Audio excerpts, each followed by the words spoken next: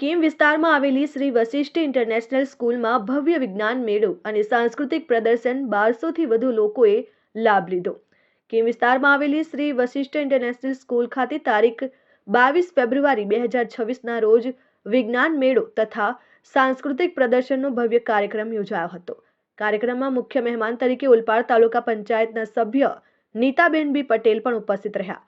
કાર્યક્રમનું મુખ્ય આકર્ષણ ઓપરેશન સિંદૂર વિષયક રજૂઆત હતી, જેમાં દીકરીઓ પર થતા અત્યાચાર સામે જાગૃતિ લાવવા અને દીકરીઓને આત્મવિશ્વાસ તથા સ્વરક્ષણની શક્તિ સાથે કેવી રીતે લડવું તે અંગે માર્ગદર્શન અપાયું.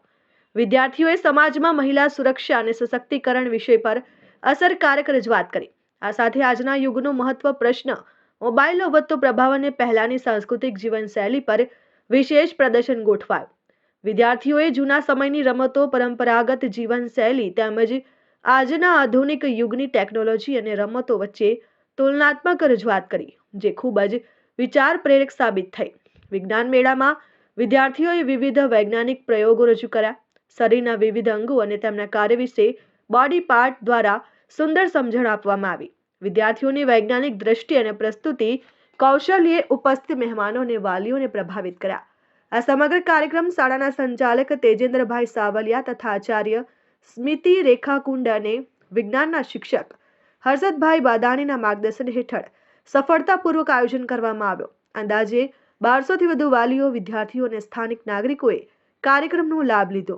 અંતમાં મુખ્ય મહેમાને વિદ્યાર્થીઓના પ્રયત્નોની પ્રશંસા કરી અને શાળાને શુભકામનાઓ પાઠવી.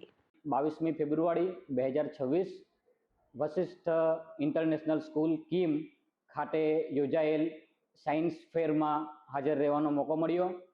વશિષ્ઠ ઇન્ટરનેશનલ સ્કૂલ અને એપલ પબ્લિક સ્કૂલના સંયુક્ત ઉપક્રમે આ વિજ્ઞાન મેળામાં નાના ભૂલકાઓ દ્વારા નર્સરીથી લઈને સ્ટાન્ડર્ડ 12 સુધીના દરેક વિદ્યાર્થીઓએ એમની કૃતિ રજૂ કરી, એમના વિવિધ સાયન્સના પ્રોજેક્ટ રજૂ કર્યા.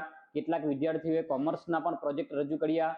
ખૂબ જ સુંદર બાળકોનું પ્રેઝન્ટેશન હતું અને દરેક બાળકની રજૂ કરવાની શૈલી ખૂબ સરસ રહી.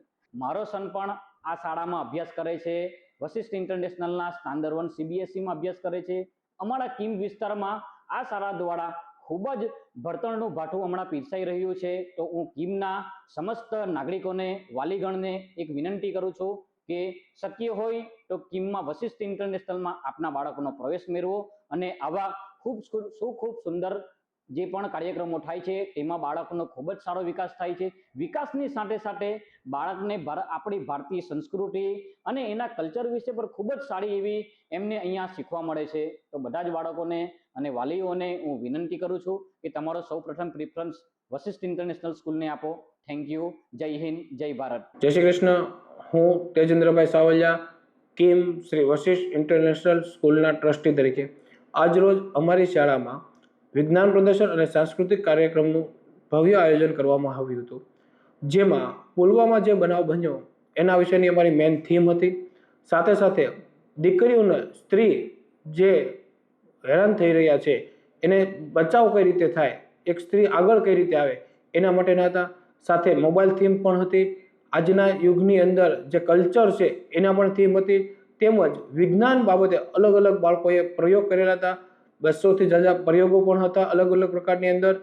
અને અમે એવું વિચારીએ કે કીમમાં જ કોઈ સારો નાગરિક બને, ડૉક્ટર, એન્જિનિયર, વકીલ કે રતન ટાટા પણ બની શકે એવા માટે બાળકોએ અલગ અલગ પોતાની અંદર રહેલી શક્તિઓને બહાર લાવેલા હતા.